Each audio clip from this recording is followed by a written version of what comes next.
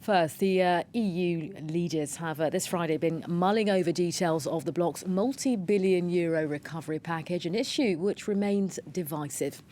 Well, it comes as the European Central Bank warned that leaders their economies were heading for a dramatic fall following the coronavirus crisis. A face-to-face summit in Brussels next month will prove key to finalising details of the stimulus package and also for clinching a deal on the EU's future relationship with Britain.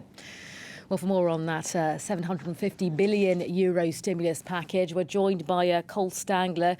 Cole, how did today's meeting go? Are they any closer then to reaching an agreement? Well, to be blunt, there's still a lot of unresolved differences here. That €750 billion is what's been proposed by the European Commission, the executive branch of the European Union, but there's still a lot of disagreement, really, that follows along traditional fault lines we've seen in the EU between southern European countries that, in general, have asked for a more ambitious, bolder, more generous spending package. On the other side, the countries of Northern Europe that have been more conservative, the so-called frugal four, that's Austria, Denmark, Sweden, and the Netherlands. And we saw today's meeting also see some of these tensions reemerge. So just to give you some of the issues here at play, one of the questions, one of the sticking points, so to speak, is the actual size of the proposal. So €750 billion is the number we've seen from the Commission. There's some questions that will be the final number. Another issue we've seen is whether or not conditions should be attached to the aid. In other words, should countries be asked to make certain reforms or budget cuts in order to receive aid? Another question still is whether it should come in the form of grants, which is what the countries of Southern Europe want, or whether it should be loans that the countries then have to pay back. And that's something we've seen that the quote-unquote frugal four advocate. Another question on top of that is really how to pay for this.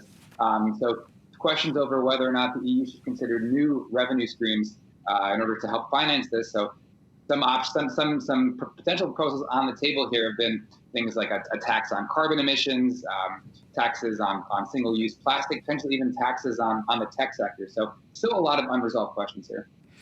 I mean, Cole, at the same time, it appears the scope of the economic crisis could help encourage member states to reach a deal, if you will.